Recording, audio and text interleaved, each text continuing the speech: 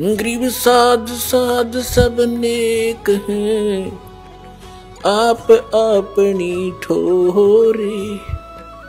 जो सतलोक ले जाएंगे वो साधु कोई और।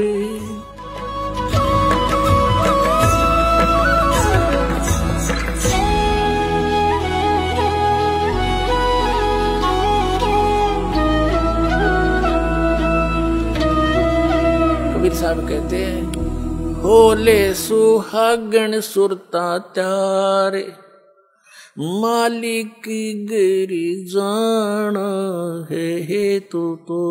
होले सुहागन सुरता त्यारे, मालिक गर जाना है तू तो। होले सुहागन सुरता त्यारे, मालिक गिर जाना है तेरा। सोन शेखर बरतार, मालिक गिर जाना है। क्या बताते हैं? सुरता यहाँ आत्मा को कहा जाता है कि होले सुहागन सुरता त्यार, तूने मालिक घर जाना है। सुहागन का अर्थ है जिस आत्मा ने, जिस प्राणी ने गुरु के माध्यम से दीक्षा प्राप्त कर ली, समझो उस गुरु ने आपका नाता जुड़वा दिया, आपके पतित हैं। आत्मा का पति परमात्मा है। तो जिनको उपदेश दीक्षा मिल गई वो सुहागन होगी, और जिन्होंने नाम लिया नहीं है तो अभी कंवारी आत्माएं हैं। तो अपने पति के घर तो सुहागन ही जाएगी, यानी जिसका नाता सगाई ब्याह हो गया वही जाएगी। तो यहाँ परमात्मा इस आत्मा से कहते हैं, होले सुहागन सुरता त्यार, मालिक घर जाना है तेरा। सोन शिखर बरतार, तेरा पति सोन शिखर में, शून्य स्थान पर, सबसे ऊपर की चोटी पर, उस सतलोक के अंदर तेरा पति रहता है। होले सुहागन सुरता त्यारे, मालिक गिरी जाना है तू तो। होले सुहागन सुरता त्यारे, मालिक गिर जाना है तेरा। सोन शेखर बरतार, मालिक गिर जाना है। नाले धोले ओढ़ पैर लेकर 16 श्रृंगार, नाले धोले ओढ़ पैर लेकर 16 श्रृंगार। आज नहीं तय तड़के परसों आवेंगे तेरे लड़ियार, मालिक घर जाना है तू तो। होले सुहागन सुरता त्यारे, मालिक घर जाना है। गुड़िया खेलत उम्र गवा दी, लाया नहीं विचार। गुड़िया खेलत उम्र गंवा दी, लाया नहीं विचार। अब क्या बताते हैं परमात्मा कि जो गुड़िया का खेल खेल रहे हो आप, तुमने इस ज्ञान को आधार नहीं बनाया। जैसे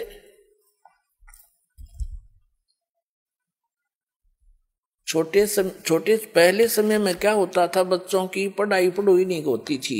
लड़कियां, उनका केवल जैसे जब तक माँ के घर पर रहती थी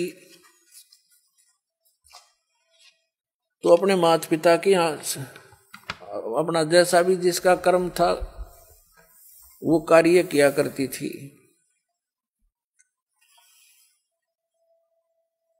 और फिर अपने पति के घर जा करके अपने क्रिया में व्यस्त हो जाती थी। तो जब तक लड़की छोटी होती थी, छोटी छोटी लड़कियां क्या करती थी, जैसे बड़ी बहनों की या बुआ की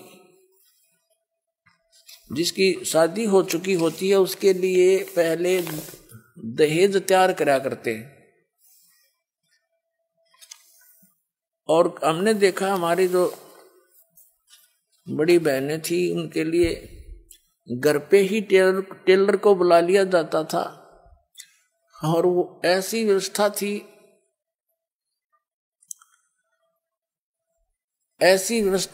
ऐसे थे कि जैसे ससुराल में ये एक दहेज दिया जाता था ससुराल वालों के लिए। आगे वालियों की 25 तील माने सूटों के सेट, और फिर उन तगलियां के और 10 न्यारे, लड़की के अलग से, सासू ससुरिया के, नंदा के न्यारे। तो ऐसे वो बनाया करते थे, उनको अलग अलग सेट करके रख दिया करते थे, ये लेने देने की, ये पहनने की।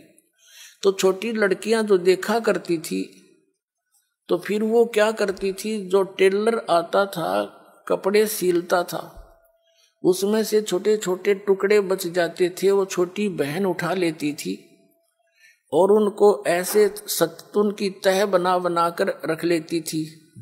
एक गठड़ी बांध लिया करती, ये 25 तीड़ आगली की, ये 15 पछलियां की, या गुड्डों की, 10 गुड्डी की, 10 दुल्हे के, एक गुड्डा बना लेती अपना, एक गुडिया उन्हीं कपड़ों में 2 बना लेती थी। और फिर उनका ब्याह करती थी। फिर उनके कपड़े, ये तेरी दूसर की, ये तेरे फलाने की, वह गठड़ी बांध लेती थी। और उसके उस चीथड़ों में से कोई दूसरा भाई बहन एक आध चीथड़ा निकाल लेता, वो टुकड़ा रो रो कर रोदन मचा देती। वह उसको कोई पूछता, बेटी क्यों रो रही है बहन, तो वह कहा करती, हाय मेरा सूट निकाल लिया, हाय मेरा सूट निकाल लिया। अरे क्या किसा सूट था, वो फिर उसने धमकाओ, ला इसका सूट का, वो लिखा इतना चीथड़ा, वो इतना कपड़ा, उसने नो कहा यूं था, हाँ यूं है, यूं दे मेरा उल्टा है। फिर वह शांत होगी। उस चीथड़े ने वह सूट मान रही थी तील।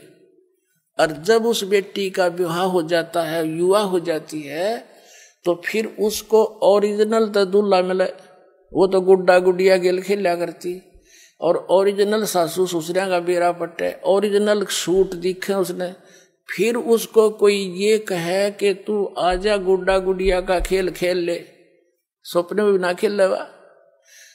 तो पुण्यात्माओं, जब आपको उस सतलोक वाले दुल्हे का ज्ञान हो जाएगा, सब आत्माओं का एक का पति है, वो एक ही मालिक है।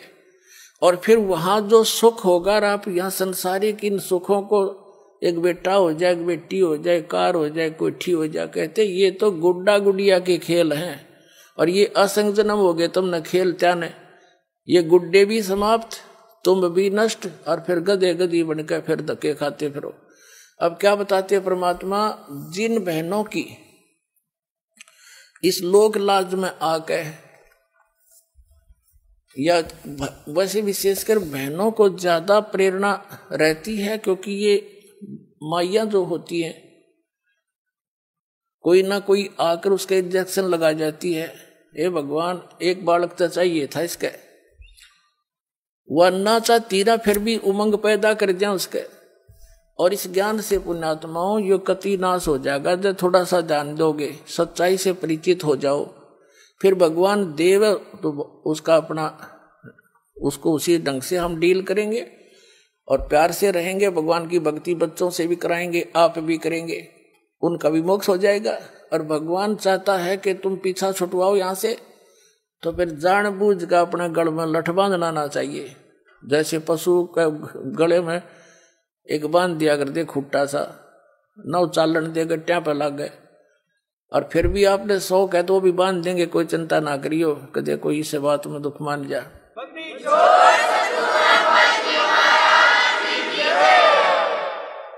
तो कहने का भाव ये है कि जो बहन, और परमात्मा चाहता नहीं कि बेटी को क्यों फांसी लाऊं, क्यों खाम का, इसका मुक्त ज्ञान समझ लिया, भक्ति कर ले, पीछा छुटवा लिया। जो अनजान है, नहीं मानती, उनके भाग में है नहीं, भगवान से भी दूर हो जाती है वो तो ये उद्देश्य से लेकर आती हैं। और परमात्मा देखो, नीरू और नीमा नाम के जो 2 जुलाहा थे, वो जुलाहा जुलाही थे, वो 62 साल की उम्र होगी थी उनकी, कोई संतान नहीं थी। परमात्मा ने उनको ये गले में लठ बांधना उचित नहीं समझा उनके, संतान नहीं दी, उन्हें सिर पटक लिया और स्वयं आगे बालक रूप धारण करके कमल के फूल पर प्राप्त हो गए। उनका वो दिल भी डांट दिया और उनका संस्कार भी मिटा दिया, क्योंकि वो तो समर्थ आगे, उन्हें जरूरत ना थी। उनके आने ऐसी परमात्मा गर्दिश का आगे उसका कमी क्या की रही थी। कबीर साहब जब नीरू नीमा कबीर साहब को उठा ले गए, अब पहले नीमा भी साथ हाथ बटाया करती थी कपड़े बुड़न में। नीमा तो फिर सारा दिन कबीर परमात्मा को सीने से लगाए बैठी रहती, जहाँ जावे साथ ले जाती। अब वो काम करता था अकेला, आधा काम रह गया, समस्या आने लगी रोटियां की भी।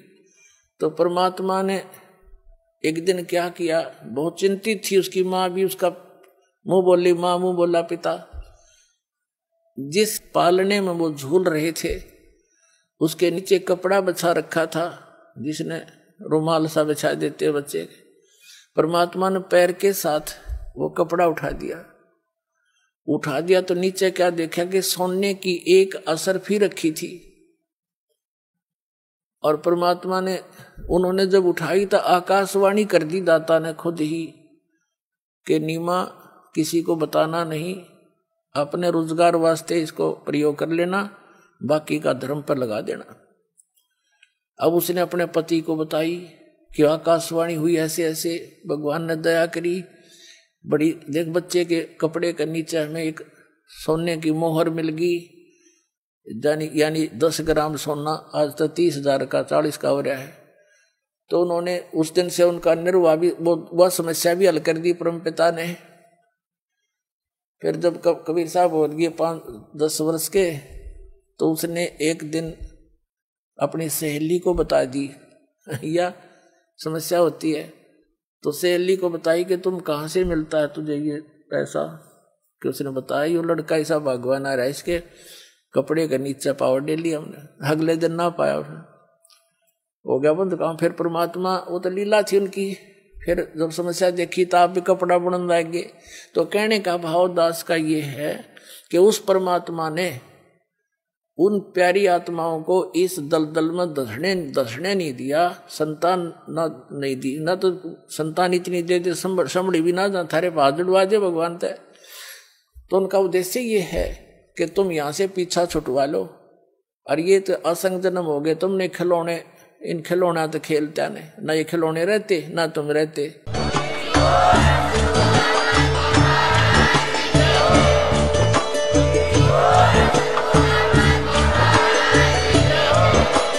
आप सुन रहे थे जगत गुरु तत्वदर्शी संत रामपाल जी महाराज जी के मंगल प्रवचन। अधिक जानकारी के लिए विजिट कीजिए हमारी वेबसाइट www.jagatgururampalji.org। संत रामपाल जी महाराज जी के शुभ आशीर्वाद से पूरे विश्व भर में 500 से भी ज्यादा नाम दीक्षा केंद्र हैं, जिन पर संत रामपाल जी महाराज जी द्वारा ऑनलाइन निःशुल्क नाम दीक्षा दी जा रही है। अपने नजदीकी नाम दीक्षा केंद्र का पता करने के लिए संपर्क करें 8222880541।